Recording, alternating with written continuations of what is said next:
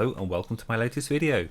So in this video I'm going to be starting to paint Fulgrim, and this is the new Forge World model where he is awakened or something. So he's got like a snake body and wings and a few extra arms, so he's a proper demonic or demon prince at this stage. But for this video, I'm going to be focusing on the head only. I am going to be painting this as a golden demon entry, so there's been a little bit of a change round, and I'm planning to do this now for Adepticon. We'll see how it goes. It will be a tricky project, and I want to kind of spend a bit of time on him to make him up to the standard of Mortarion. So that's the sort of thing I'm going to be looking at, but he's going to have a slightly different atmosphere and feel to him. I will say you do have to spend a bit of time prepping this model as well. There's a lot of flash, especially like excess resin bits you have to cut off, especially on that sort of halo, like chaotic halo thing that's going around his head there. So the model looks a little bit weird here because what I've done is, so I primed it black and then I gave it a very quick coat of Cadian Fleshtone, like super thin down, and it went a bit shiny because it was so thin. I wouldn't really worry about that too much. It's kind of, I was going to use it as a guide, but I end up not using it anyway, so I don't think it will help you that much, and the colours aren't going to be like that anyway when they're painted, but it's such a thin coat. It will help you just to like identify a few of the details and things, but I wouldn't worry about it too much. But if you do that, the first thing to do is to block in the black cables that go either side of his head, and it's important to do that first because we're going to be focusing on the face, and when you've painted in the face, the last thing you want to be doing is using painting in these black things in these really difficult to reach areas where there's a large chance that you'll catch part of the face that you've already painted, and because we're going to spend a bit of time on it, that will be horrible. So do that first. You're not worrying so much about the highlights and things because that's very much like painting the face anyway. You have to do all the high level details and refinement and things, but just for blocking in those large sections, it's just more sensible to do that. The other nice thing is if you've got that shiny look to it when you paint the black on, so I'm using Kimera black, but you can use model color black as well. They're almost identical really, but it's a bit more matte, so it sort of separates the surfaces out, and it makes it a bit easier actually to pick out the face. One thing I should actually point out here, so I'm starting off with Cadian Fleshtone, and I'll go through the colours and everything in a moment, but if you look on the nose, it looks a little bit distorted. I didn't realise that. It's very easy to miss these things with resin models, and on this one his nose had I guess some tiny bubbles in it or something, and I just hadn't picked it up when I was cleaning the model up, and I noticed it just as I started painting here, and so what I had to do was I went back with a scalpel, cut off some of the bumpy bits, and then I used some gloss varnish and just gave it multiple coats of gloss varnish. Yeah, and when you're doing that, you do have to make sure that you wait for each layer of gloss varnish to dry before you do the next layer, or it'll get messy. But I just put in these layers of gloss varnish, and it fills in the hole and gives a nice smooth finish to it, and you'll be able to tell when it happens on the model. And even if it doesn't look perfect after you've done that, the painting can fix a lot of those issues. So as I mentioned, the first layer of highlight that I'm doing, and just to point out, this is going to be very similar for light placement to how I do a lot of my models, in that the light source is coming in from the top left, so the highlight bias is towards the left hand side of the face, while the right hand will still have elements picked out as highlights. The right hand side of the face will be darker. Also, another thing is that I changed my mind a few times while painting on different details on the face, and especially the eyes, and I'll talk about more about that when we actually get to them. But the eyes are a little bit complicated in that one eye is bigger than the other, so he does have a sort of a lopsided expression where he's smirking, and I do end up pushing that element a bit more. But the problem with the eyes having one eye bigger than the other because of the expression is that it's quite hard to make them look the same, and you'll see why when we get there. And during that skip there, you can see where I sort of did the nose job on him and so it's not perfect, but by the time I finish painting it, you won't be able to tell, because the main thing was to get it smoother. than that sort of like bumpy texture that was there before. So now going back to what I'm doing, I'm using Cadian Fleshtone or Cadian Fleshtone, whatever, the pinky Fleshtone, and the paints have to be quite thin for this, so it's around about 60-40 water to paint. I'm using a size 00 Artisopus brush. You don't need to for this stage, but for a lot of the detail you're going to find on this guy, I'm going to be using smaller brushes just because of the amount of refinement and tiny marks I'm going to be making. While I'm blocking in these highlights, also the reason that you have to have the paint more thin for doing this is just because the amount of layers that are going to be built up on this and the blending, and there's going to be an excess of tiny marks layered on top of each other. So if you don't have that paint thinned enough, you're going to get a texture build-up of thicker paint layers. And but to talk about what I'm doing is I'm just deciding where all the light is going to go on this. So the shiny element of the model, and you will get that depending on which primer you use. So some primers are matte. I like a slightly shiny primer just because it's easier to see some of the highlight points on there. But that's only a guide. Don't use that as tie yourself into that's exactly how the highlights have to go. But they do give you like a good idea of the placement, and then you can make them larger or smaller or add additional highlights and things as you go along. But the thing that you need to be aware of while you're doing this, so especially if you've gone in with just black primer to start with and you're painting these highlights on, they're going to look higher contrast than this, so what will happen is they'll look more messy. But don't worry about that, it's really not a big issue. But you will need to use the darker colors on the wet palette to blend them in at the sides later on. I mean, we have to do that anyway, but it's just a little bit easier with this. But the main thing is you have to fill in the gaps at this stage, so all the details. The face is very detailed, the sculpt of it, and the temptation is to pick out all of those details at this stage, but you don't want to do that. What you want to be doing is just filling in, right, really blocking in, going over the details, especially things like on the brow, like he's got these strong brow ridges and all sorts of areas like that. But if you start highlighting those straight away, particularly if it's only a black primer, the contrast is going to be really high, like too high on the lighter side of the face, and also the details are going to look wrong. When light comes from one direction, everything within that that faces that light goes into the recesses, it goes into the sort of like the crevices, and all those details makes them lighter. So you can, depending on how strong the light is, you should still be able to identify different details, but you paint those details in later.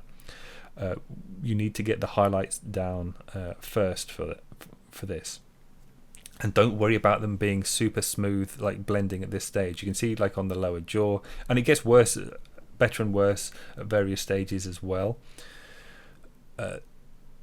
So sometimes you think, oh, that's blended all right, so that must be finished, and then later on I'll do another layer and it'll be rough again.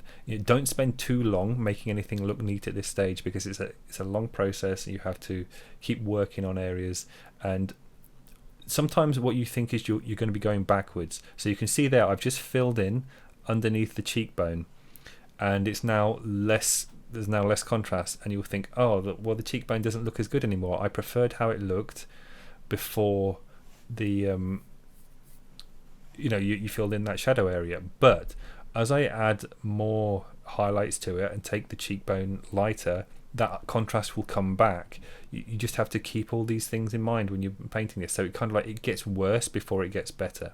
So, and you can see there, so there's still like a little bit of fault where I fixed the model. I could have, I suppose, spent a little bit longer and made it neater, but when you're doing this kind of thing, smoother is better. So even if you end up cutting off some of the details, so like on the nostril or whatever, and you end up making it a little bit too smooth, that doesn't matter, because you can paint in the details afterwards. It's the bumpy elements that make it sort of look bad.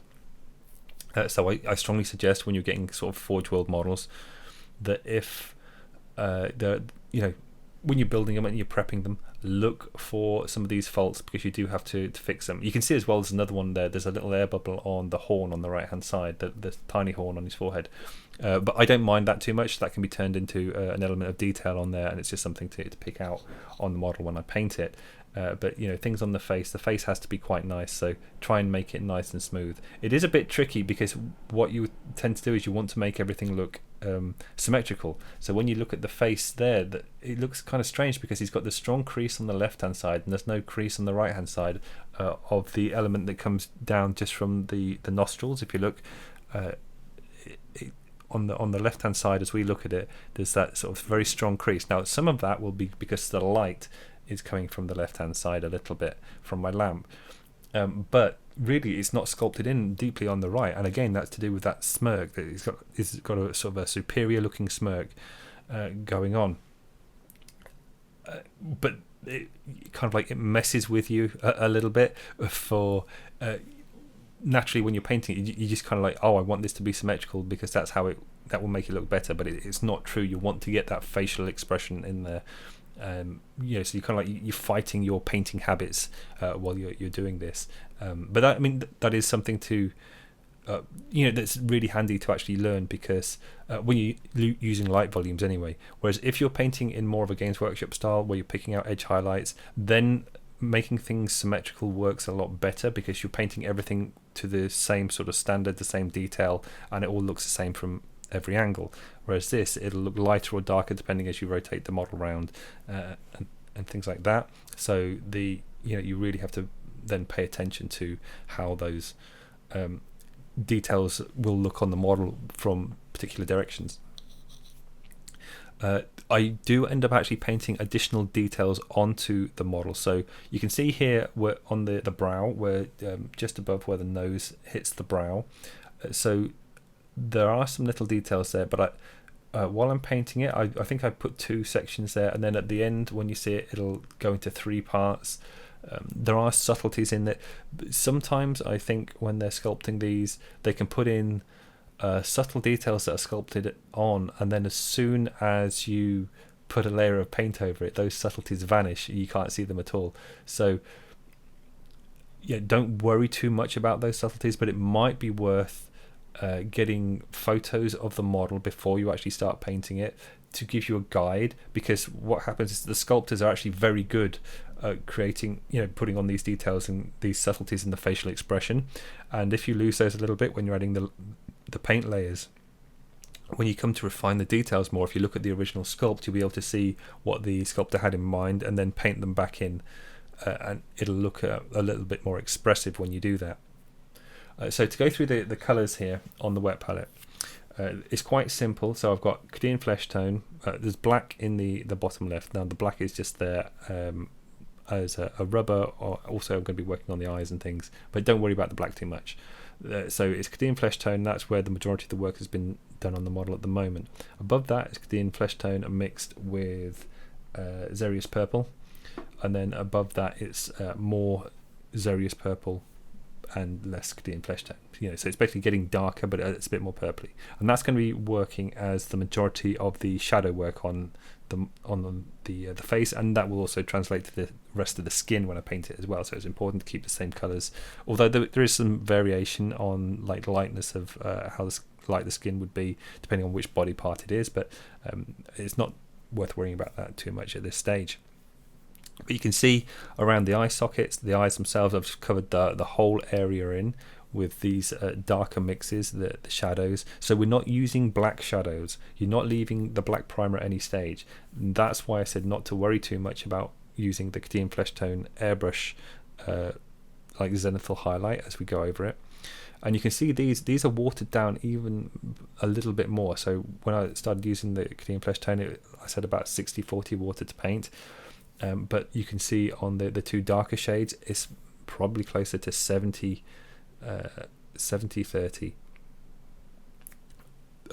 For water to paint, for how thin they are. So you're doing very, very thin layers as you're working on this, and that will help with the blending, and it'll help with the smoother transition. So because it's Fulgrim, like he's supposed to be a very kind of beautiful Primarch, and also like with the Slanesh element as well, it's very refined, very smooth, very clean.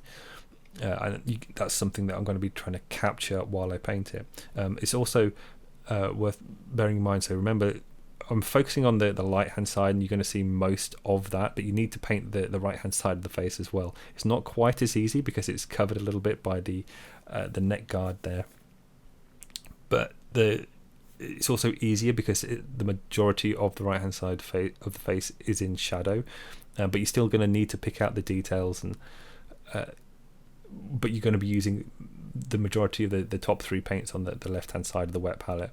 On the right hand side is more for the more extreme highlights.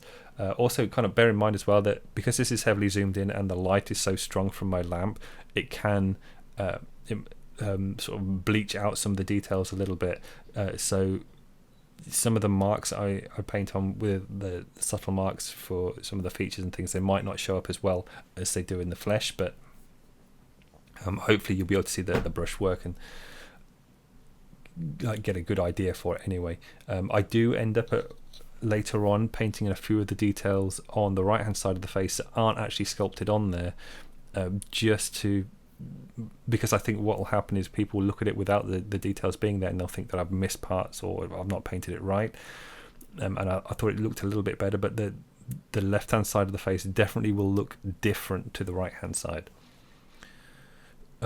At this stage as well, you can see still a lot of brush marks on there, and you might be thinking it's not very smooth. It's not very smooth due to the blending.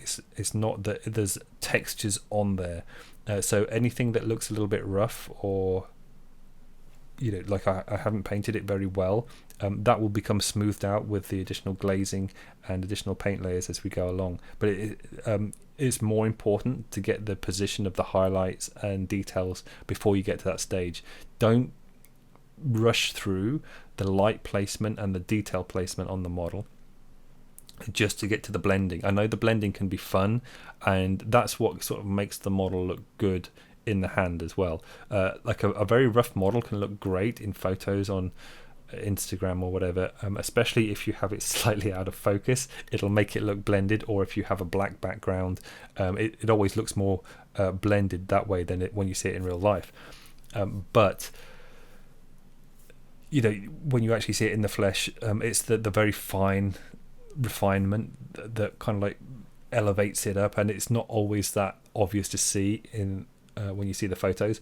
But because this is going to be a Golden Demon piece, it is important that I do that. Now here you can see that I'm painting in the eyes, and I'm using the highlight flesh colors for this. When you're painting eyes, especially on a larger model like this, don't use pure white, and don't worry too much about catching other parts of the the surrounding details like the eyelids and things like that as well. You want to make sure you get the whole of the eye blocked in there, but use an off-white, because that means that when you look at people's eyes, they're never really super bright white. That mean they can look very bright depending on the skin next to them. Like if you've got a really dark skin tone, they can make the eyes look lighter, but they're not actually white. And the reason you don't want them to be white is so that when you paint the highlights on, the highlights are lighter than the white of the eye. It will look a lot better like that, and it'll make the shine dot really shine in comparison. But for these eyes, so I had multiple ideas while I was painting this model in how I wanted it to look, and I kind of got the idea that I wanted maybe a little bit Egyptian or something like that, very strong eyeliner going out with details coming out of the corners of the eye, going back onto the cheek, that sort of area. But one, I didn't do it very well. Like I was still refining it, but when I looked at it, it took away too many of the details. The problem is with the way that it's sculpted, you have to paint in for the eyeliner basically the whole eyelid at the bottom, but that is actually quite a thick detail on there, and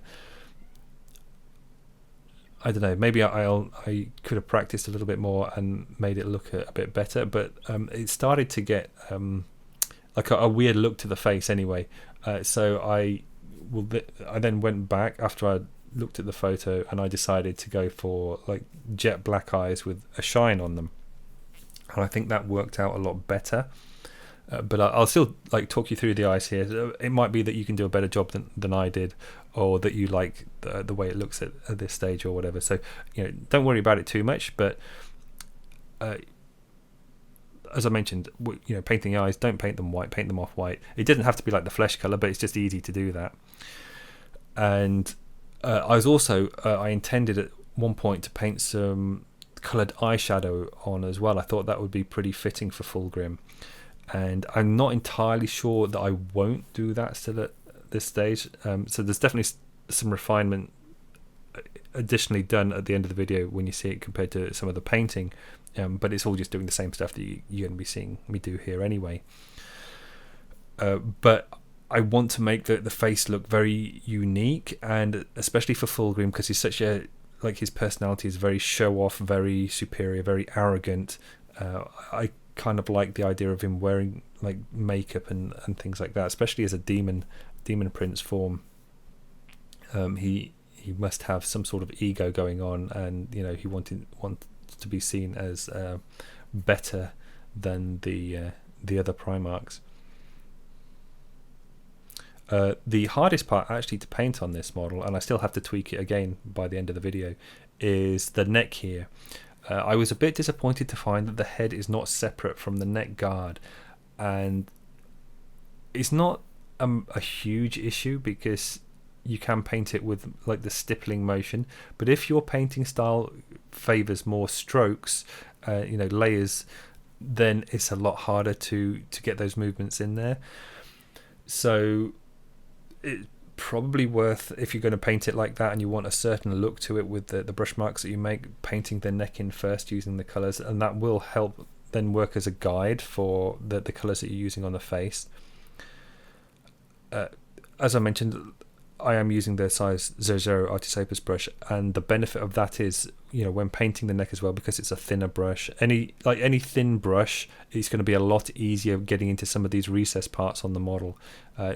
What I am also going to do is, once I've painted the face, the next thing I'm probably going to do is paint the front horns on, and also some of the non-metallics around the face, because it's important that I get everything balanced before I start filling in all the hair and all the other random details, and then finding out that the face needs to be lighter, or that I've painted some details a little bit too light, and then when I paint the non-metallics in, they don't shine. Because the thing with non-metallics is, if you paint really light things next to them, they don't work as well, because the lightest part on the model is still only going to be white paint, and if you've got a lot of white paint on the model, and the non-metallics have this shine element where you can only go up to white anyway, whereas if you look at metallics in real life, the shine and the glare of a metal object is always brighter than like a white object, a light colored object. So you can tell the difference between a metallic object and just a matte object, rather than just by the color of it. But you don't have that if you're painting non-metallics, because it's clearly not a metallic object, it's just paint. So if you've taken say the face up to bright white for the highlights, I'm really going to struggle to make any shiny elements of non-metallic around that be brighter or shinier than the face. So for that reason, I won't be taking the face up to pure white on the highlights, apart from maybe on the tweaking when I go back. So after I've done the non-metallics and I sort of balance everything out a little bit, I might go back and maybe take the elements on the forehead and top of the brow area up to like a lighter white colour. It's probably still going to be off-white, but still like a very light colour, just to really push that, because although I said I don't want to go up to white, the face does need to be the main focus on the model. Just because of the nature of the model, it's very central, very focused anyway. Like, that's the part that most people are going to look at, and you need to spend a lot of time on the face. So even by the end of the video, when you see it, I still will have to be doing a little bit of tweaking here and there to make the face look really nice as a Golden Demon entry. Speaking of Golden Demon, though, I said I'm going to be painting it for it. I don't actually know what the category criteria are. I'm assuming this is going to go into the Horus Heresy category, but they have not provided any details at all for how the Horus Heresy category will be. It could be that you have to paint units for it, and it has to be at minimum 3 models for the category or something like that. Or it could be vehicles, could be anything, could be special characters, and like monsters are not included. But in the case of Fulgrim, that's not going to be too much of an issue because he is a large monster. So if it turns out that I cannot enter him into the Horus Heresy category, he will still fit into the monster and vehicle combined category, which is, it's not a great combination, but he will still be fine to go in that. So it doesn't bother me too much if the Horus Heresy category doesn't allow him, though it would still be a little bit weird that it wouldn't. So here you can see I've started to paint in the black eyeliner, and it's kind of nice at this stage with the white eye. It makes it very distinct, makes the eye pop out a little bit. Now obviously you have to remember that nothing is really refined at this stage, but you can see how the eyeliner would work as to make the eyes stand out. But part of the other issue is he does actually have quite large eyes, or at least this eye is quite large, the other one isn't.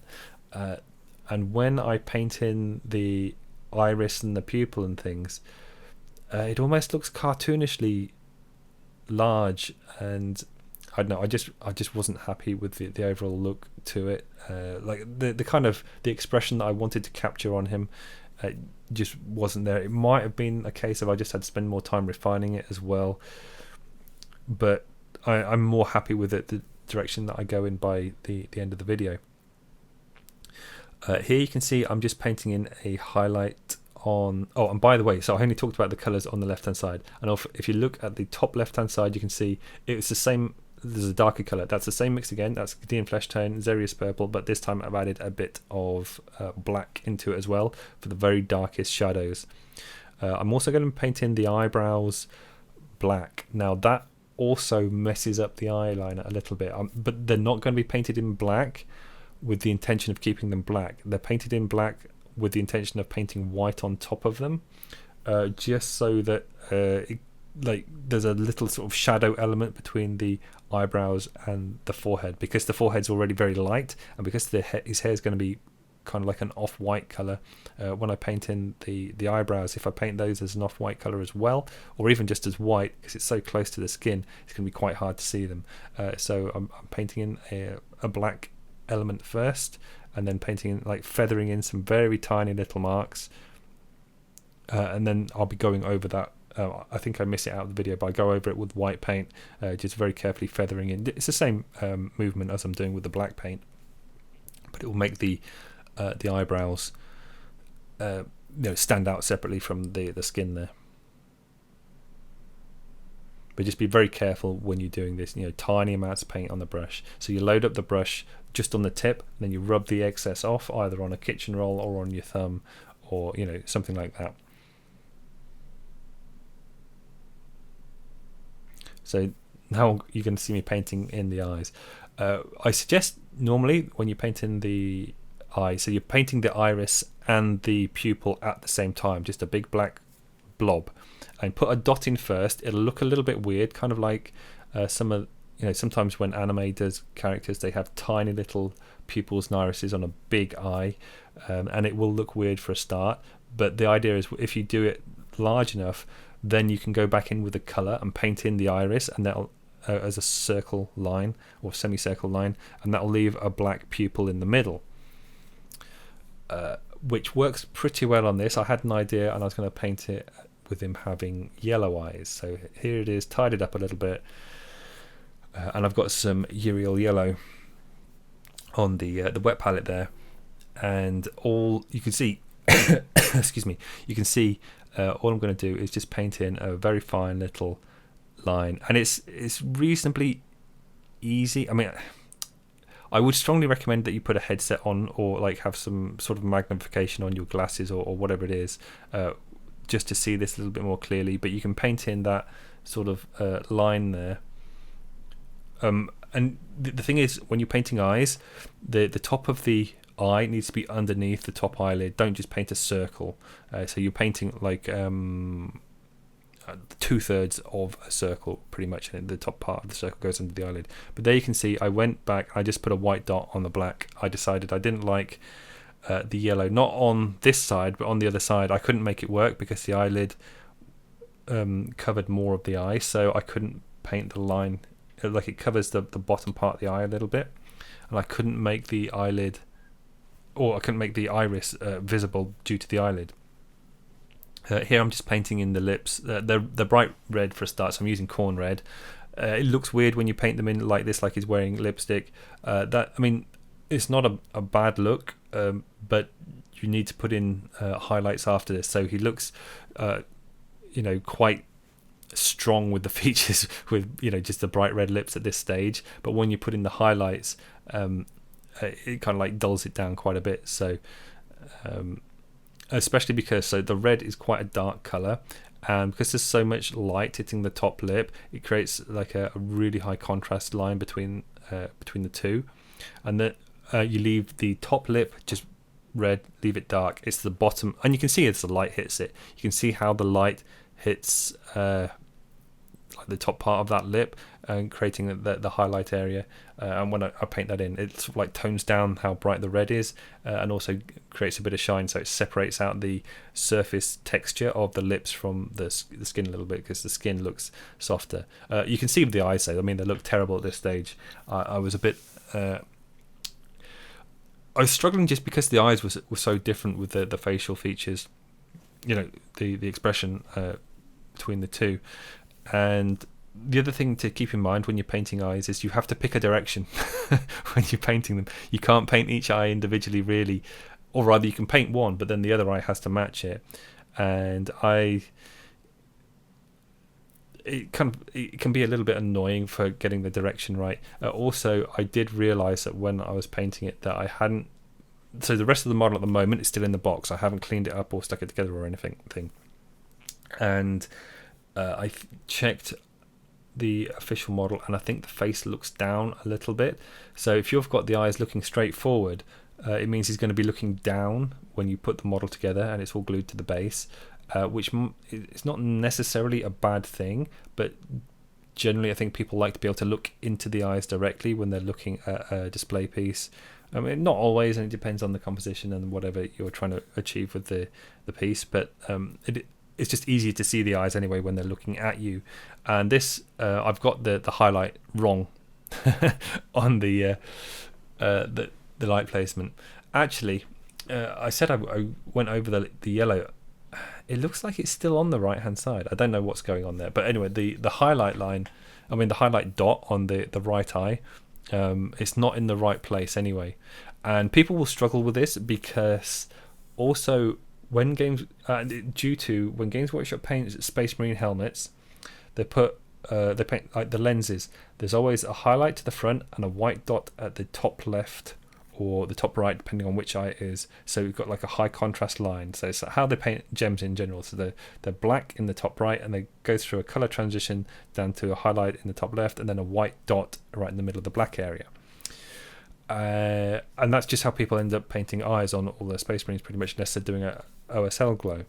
But because of that, what happens is when people paint faces, they do the same thing. So you'll treat each half of the face independently. On the left-hand side, you put a dot slightly off-center on the left. And then on the right-hand side, you put the dot slightly off-center on the right. And that's kind of what I've ended up doing here a little bit. And it's wrong. It's just wrong. The light, because the light's coming from the top left, both eyes should have the light dot coming from the left. And if anything, I should, even the left-hand eye here that you can see, the light should be further to the left. But you can see as well, like it makes the eye look too big, because this side the eye is sculpted quite large, and it's got like a large white dot on it. It's not refined enough. It doesn't look interesting enough.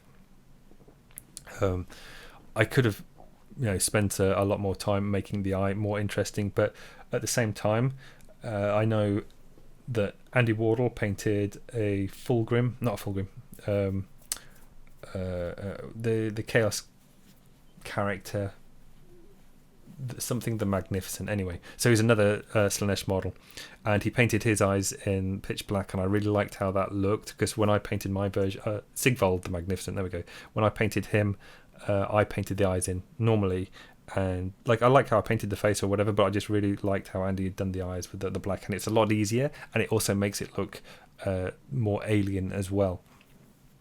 So what happened was I painted this with the eyes in. I was looking at it, I wasn't happy with how they had turned out, and I thought, well, actually, I think the black eyes will suit it a lot more. And then I was just painting some extra reflections. And again, you'll see that at the end of the video as I rotate the model around a little bit, so you can see from different angles, and it makes a huge difference just for the sort of the atmosphere of the piece. You can see the tip of my brush there. This is a worn out brush now. The details that I'm painting at the minute, because it's not refined or anything, it doesn't matter too much. When you actually come to the super refined parts of the details, you will need to like have a newer brush and really spend the time on making everything as neat as you can. Every now and then you can see like a little dot or something on the model. That's mainly down to the resin sculpt. There are always going to be compromises on painting resin. Like, it can be more detailed, sort generally anyway, than plastic, but it also, there's a human element involved, and it's just like a little bit less consistent, so you can get sort of lots and lots of little perfections and imperfections and things in the model, and you just have to kind of like accept that. But again, remember, with the zoomed in element and with the strong lights and things, it picks up parts of things that don't look quite as smooth in the video, but actually when you see it in the flesh, they look really, really smooth. So keep that in mind. I mean, this will be a Adepticon anyway, as long as I get my painting going fast enough. So if you happen to be there, you'll be able to come and have a look at it and see how it turns out. So I'm using a slightly larger brush for a few of these layers as well. This is a custom like test brush, but you can use, say, like a size 1 Artis Opus brush, or maybe a size 2, just like a larger brush anyway. And the reason for that is that it covers a larger surface area when you apply it to the model, and it's sort of watered down a bit as well, because the larger belly of the brush means that there's more wetness on the brush. So even like a small brush will make a harder mark than a large brush, just because the large brush dilutes the liquid even more, or the paint even more, and it will allow you to get like a smoother finish. And as you can see, you still get like a very sharp tip on the brush anyway. It's just, I like to swap between the brushes depending on the sort of mark that I'm making, but just keep in mind that the paint has to be quite heavily thinned down. And so you can see here, like it's basically glazing now, and the larger brush is turning it into a glaze. So remember, I said before, the paint is thinned around about 70-30 water to paint, but even then the larger brush means that it gets thinned even beyond that, just because the paint gets pulled into more liquid that's already on the brush. If you see the marks I'm making here, they kind of, some of them are a little bit like stippling, and other ones are like pushed or dragged marks. Generally, if it's a highlight, you always paint, I say generally, always, like try to paint towards the highest highlight point, because wherever you, especially when the paint is more liquid, wherever you take the brush off, it will leave a tiny deposit of paint. So if you paint towards the highlight, when you're painting a highlight, that little tiny deposit builds up more on the brightest point and less on the mid and darker points. So it helps with the transition, whereas if you go the other way and you paint from the highlight to the shadow area while you're trying to paint a highlight, when you take the brush off, the little deposit will be in the darker area and it will be visible. So actually the transition looks worse. So try and paint towards the highlight points when you're painting highlights, and the reverse is true when you're painting shadows. So if you're painting something you want to be dark, paint from the sort of like the mid-tone into the dark area. You can see that I have painted on the eyebrows now as well, and you can just about see the little black line that's visible around where the eyebrows were. If you don't like that, you can go back in with the white and just keep applying little tiny marks, little sort of lines going over and over it, Don't make it like a straight line, like a drawn on eyeliner. I think that will look too extreme. Not eyeliner, eyebrow liner. It'll look too extreme and kind of fake looking. You still want him to look fairly natural, but you're just kind of like enhancing the features that he's got, but while not trying to have anything that's too stand out on there. You can see there I've actually just watered the paint down even more now, so you can see on the wet palette there on the right hand side, the paint is thinned. It's the second highlight, or second lightest highlight colour, that's just thinned a bit more. So this is very heavily thinned now, and you can see where I've gone over the highlight on the lower jaw, and it's quite stark looking, the marks on that. So that needs to be knocked back a bit and blended in a little bit more, and I'll be going back in with the darker colours over the top of that and blend them in.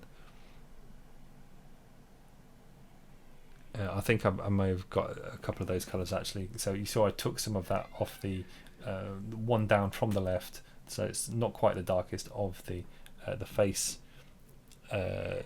colours, but it's just off to the right of the wet palette, and I took some of that and I've thinned that down. I'm using the larger brush still, so you can see just every now and then there's a little flicker just to the side of the corn red there on the wet palette, but you can see that I'm painting there down, so the lower jaw is getting darker and it's blending in those marks as well, and you just keep going over and over that. Make sure each successive layer that you do, make sure it's dry before you apply the next one, or you will end up taking some of the paint layers off.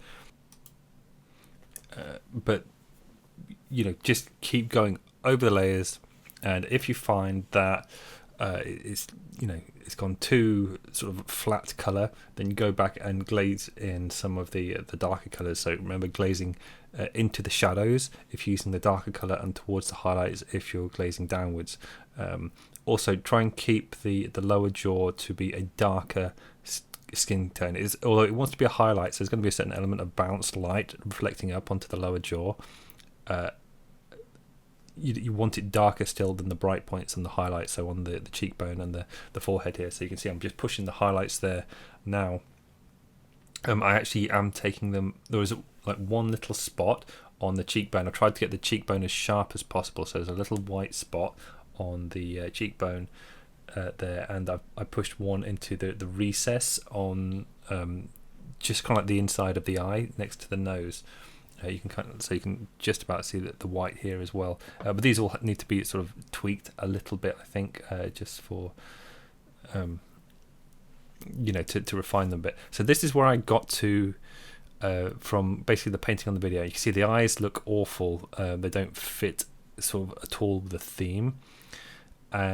So I left it that, then I went back, and then here, so I've done some tweaking here. So I painted the eyes completely black and just put in some shine spots. So there's shine on the left hand side for both eyes, and then a little skin reflection on the lower edge of each eye. You can see how that makes the eyes look a lot different. And I also went back in and I just sort of glazed and smoothed in some of the other details using the same process that I've used throughout the video, but it kind of like just makes it look a little bit better, I think. But I'm going to be doing another video on this, obviously going into the horns, the hair, all the non-metallics, and still tweaking the face a little bit as well. So we aren't finished with the head yet, and then we're going to be looking at the body, and there's a lot of work on that, but also the wings, which are going to have some freehand work on, and I'm still deciding on the pattern of them, but they are going to be quite heavily free-handed as well. So lots to look forward to for that. But anyway, that's the end of this video. I hope you enjoyed it, and thank you very much for watching.